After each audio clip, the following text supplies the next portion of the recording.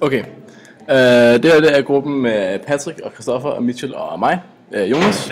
Og vi vil starte med lige at bevise hjælpesætningen på side 206, som siger, for et hvert x0 arealfunktionen store AX hørende til lille f af x, differentiabel i x0 med differentialkvotienten store A mærke x0 lige med f af x0. Yes. Så starter vi med beviset, og vi starter med at antage, at f af x er voksen, og beviser derfor kun sætningen ud for at f af x er voksen.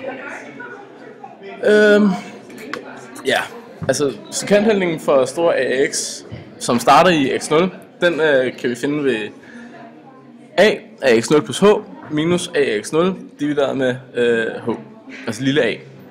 Og vi går ud fra, at h er større end 0. Okay, på side 206 i bogen, der er der tegnet tre figurer, som skal illustrere arealet af ax0, ax0 plus h, samt ax0 plus h minus ax0. For ligesom at illustrere, hvad forskellen er på dem, på arealerne derfra. På figur 702c, det vil sige, at det er den tredje figur, ax0 plus h minus ax0. Er der tegnet to rektangler med højden f af x0 og f af x0 plus h. Eftersom f af x er voksne, må f af x0 gange h være mindre end arealet med f af x, som igen er mindre end rektanglet f af x0 plus h gange h. Er du enig? Klar. Godt nok. Derfor så kan vi ligesom udlede følgende. F af x0 gange h må være mindre end eller lig med a af x0 plus h minus a af x0, som igen må være mindre end eller lig med f af x0 plus h gange h.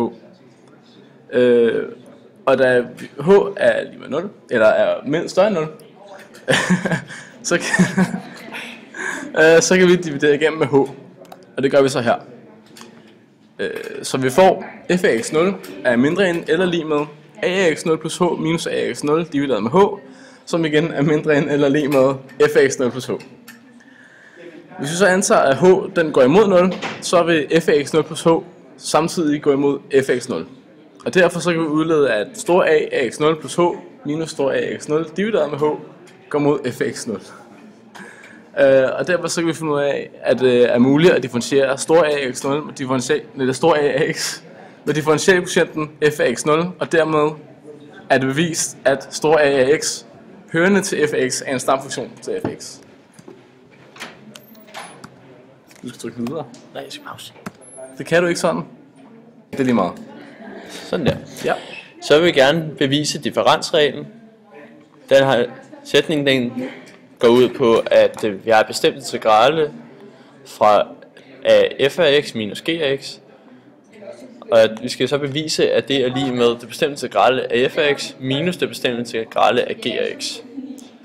Beviset, det ligner rigtig meget beviset for sumreglen på side 20 i grundbogen. Bortset fra, at nogle af fortegnene de er blevet ændret. Ja. Vi starter med at tage det bestemte integrale af f af x minus g af x, og det giver så det bliver jo så lige med så store f af x minus g af x er det bestemte integrale af store f af x minus g af x. Det er så lige med store, altså indsætter vi så vores øvre og nedre grænser i udtrykket, så vi får store f af b minus store g af b minus store f af a minus store g af a. ja. Og her rykker vi så lidt om, så vi får at store f af b minus store g af b minus f af a plus store g af a. Ja, det er jo bare det, at vi fjerner parenteserne.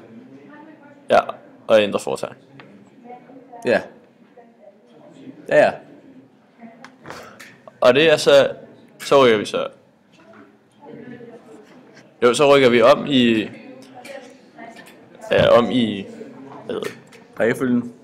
Ja, så vi får f'erne sammen og g'erne sammen, så vi får store f af b minus store f af a minus store g af b plus store g af a. Ja. Og det kan vi så omskrive til store f af x, eller det bestemte grad af store f af x minus det bestemte integral af store g af x. Og det er så er sætningen bevist. Jeg tænkte bare, jeg skulle bare lige så. Og så vil vi bare lige nævne, at parentesen der er en fejl.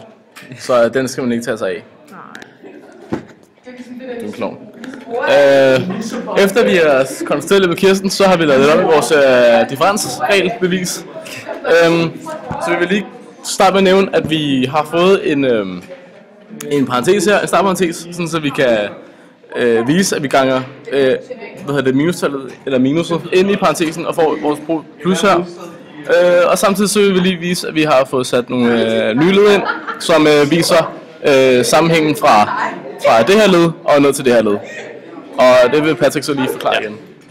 Det vi har gjort er, at vi har sat minus 1 ind foran parentesen, den sidste parentes, hvorefter vi kan gange det ind for at få store g af b minus g af a, hvilket svarer til det bestemte integral af g af x. Og det har vi så bare lige også vist ved at sætte parentes rundt om ledene, sådan, så vi kan vise, at det her det bliver et samlet led, og det her bliver et samlet led senere hernede. Ja. Og så er det egentlig bevist. Sætningen. Så er sætningen endnu en gang. Så er sætningen endnu en gang bevist. Denne gang definitivt. Ja.